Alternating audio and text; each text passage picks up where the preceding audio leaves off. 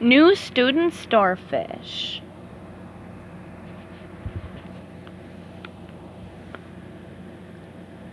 Chapter 6.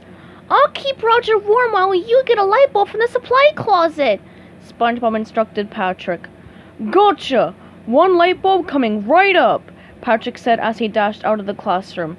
Carefully, SpongeBob reached into the tank and pinched Roger between his thumb and forefinger. Don't worry, Roger, he said. You're in good hands. First, SpongeBob began to rub Roger back and forth against his shirt for warmth.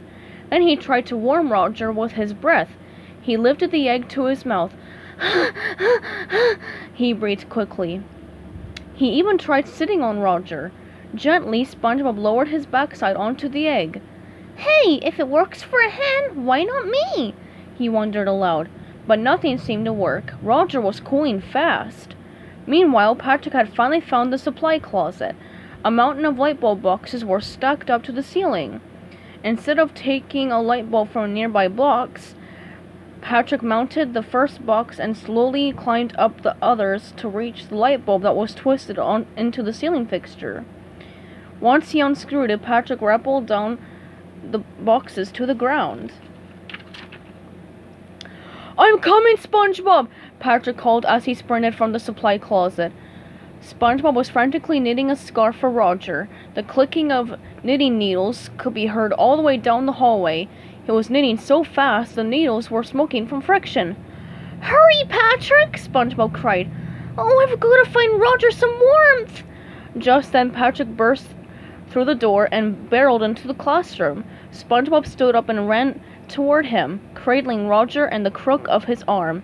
Patrick ran towards SpongeBob, holding the light bulb above his head. Crash! SpongeBob and Patrick collided hard. Both the egg and the light bulb flew up into the air. SpongeBob and Patrick watched in horror.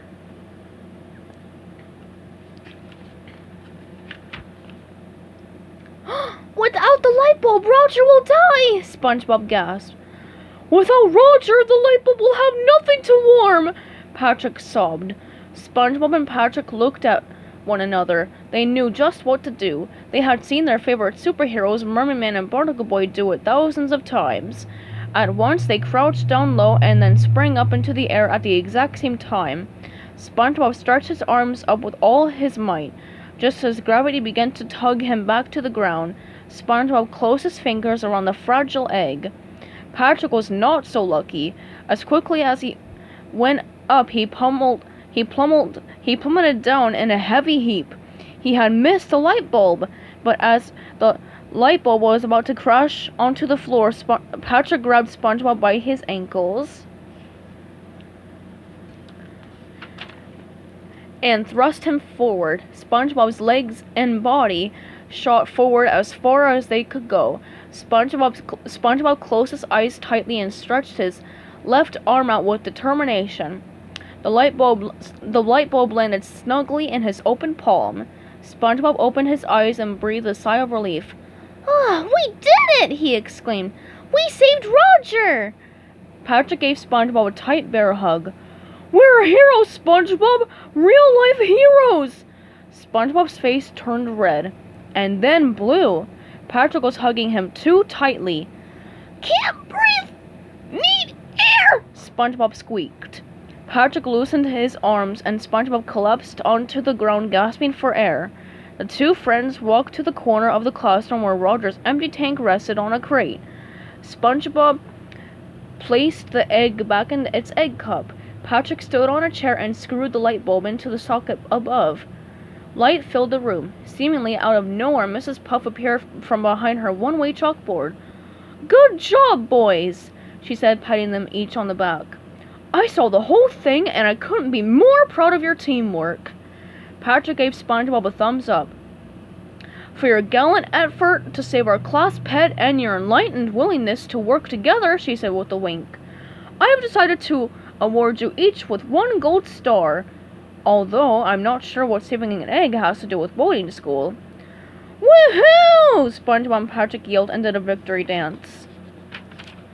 Go Sponge Star! Go Sponge Star! Go Sponge Star! Patrick cheered as SpongeBob thrust his hips from side to side. Suddenly, Patrick stopped abruptly. Wait a minute. Did she say boarding school? Patrick asked with disbelief. I thought this was Spanish class. With that, Patrick spun on his heel. See ya, SpongeBob, he called as he sauntered out of the classroom. Adios, big fat meanie. And that concluded Patrick Star's first and last day of school. Hey, what did I miss?